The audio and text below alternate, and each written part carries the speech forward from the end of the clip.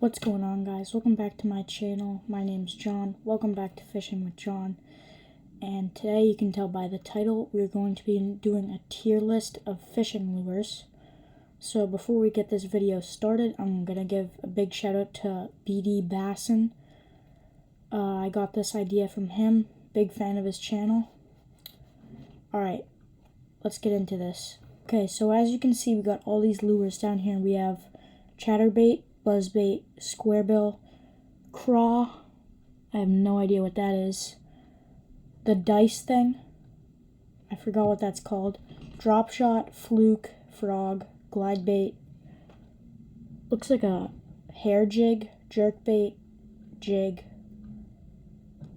so we got a lipless crankbait, Ned rig, paddle tail, popper, Senko, spinnerbait, spook, the, oh my god, what is it called? Oh, the A-rig, the underspin, another glide bait, and then the whopper plopper. So, alright, let's just start out with the chatterbait. So, I've used the chatterbait a few times. I've missed some fish on it. But to start off, I'm going to put it in A. Just because I haven't used it much, but when I have used it, it works. So, shout out anybody who uses chatterbaits. Alright, next up we got the buzzbait. I gotta put it in the D tier. I'm not a big fan of the buzzbait. I feel like if I'm ever gonna fish a topwater lure, I'm never choosing a buzzbait. It's either gonna be a whopper plopper or a popper, or even a frog in certain situations. Even a spook I'd take over that. Yeah, L, buzzbait. Alright, next we're gonna go with squarebill.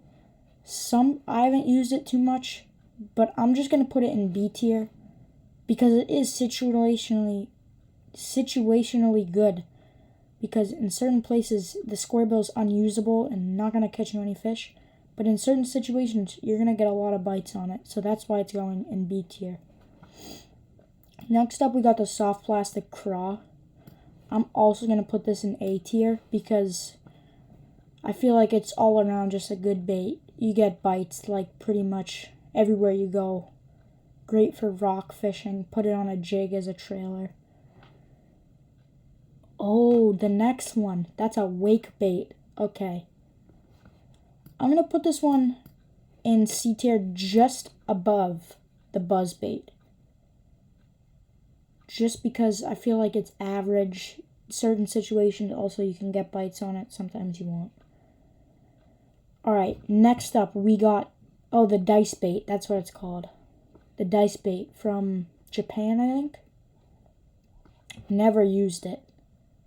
But just based off of what I've seen on YouTube, I'm going to put it in the C tier.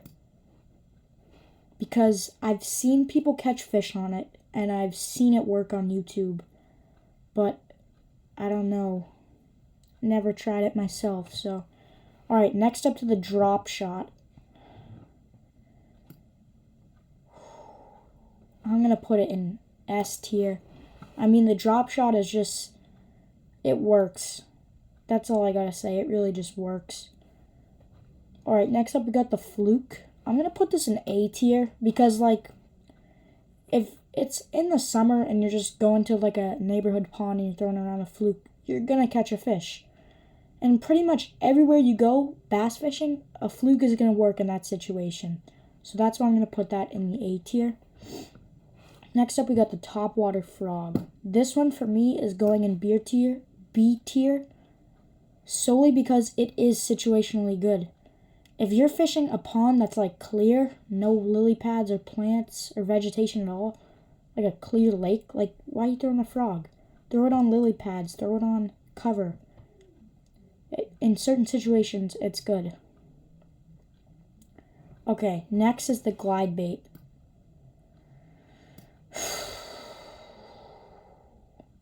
I'm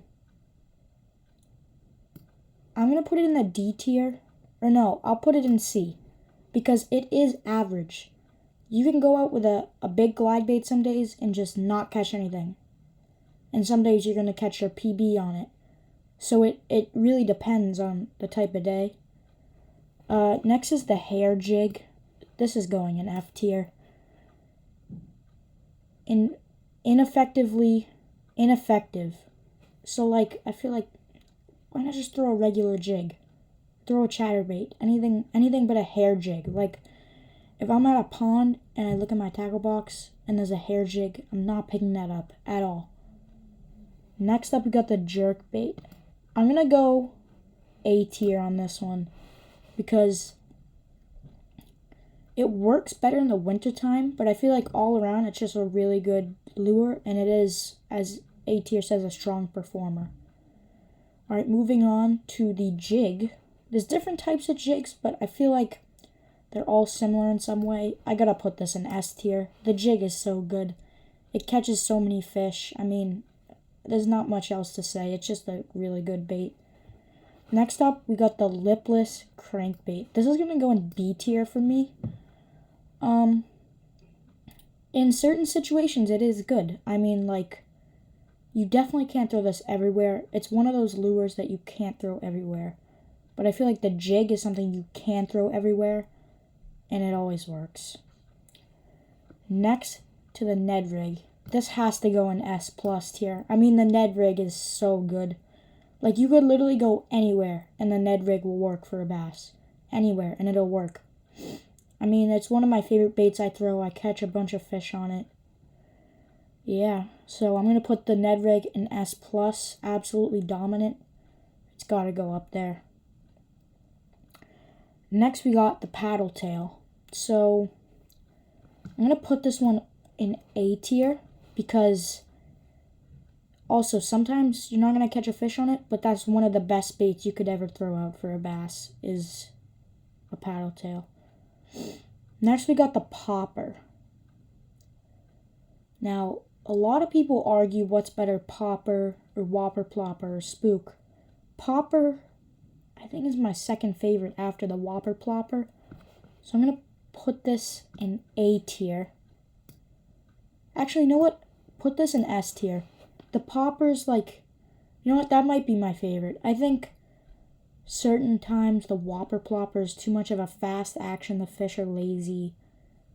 The popper might work out in the end instead of the whopper plopper for you. So that's why I'm going to go with the popper in the S tier. Next up, we have the Senko. I mean, like, if you're going for big bass, yeah, I guess the Senko's not the best, but, like, you catch fish everywhere with this. Come on. S plus. I mean, the Senko is so good, bro. Like, nothing beats it. Next, we got the spinnerbait. I'm going to put this in the A tier because I feel like I like the spinnerbait. I use the spinnerbait. I just don't catch a lot of fish on the spinnerbait. But I know it works, and I know it's a good bait. So that's why it's going to go in A. Next up, we got the spook. So I'm going to put this in B tier because just like it says, everything else on B tier is only good in certain situations.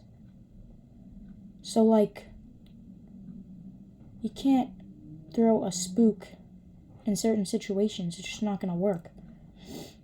Yeah. Alright, next up we got the A-rig.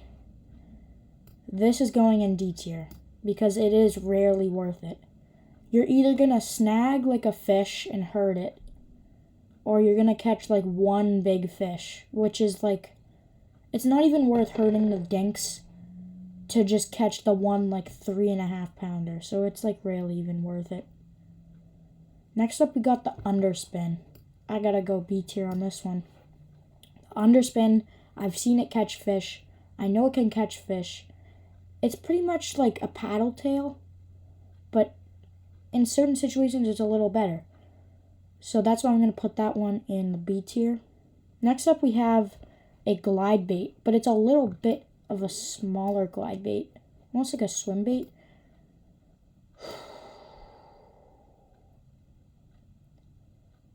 This is tough. I think I'm going to go A tier on this one because this is another like elite bait. Like these And these top 3 are like the best baits ever. These are the best baits you can get for bass fishing.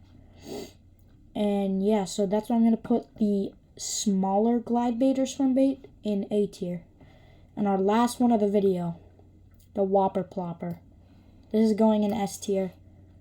I think the Popper beats it out a little. Popper beats it out a tiny bit. But the Whopper Plopper is still an elite choice of bait. And it's just good all around. You can use it in most situations. And the top water helps you not get as much like plants and weeds and seaweed on your lures. So it's a dub for that. Okay guys, so hope you enjoyed this video. Comment down below if you want to see some more tier list videos. And again, another shout out to BD Bassin for this idea. See you guys in the next one. Peace.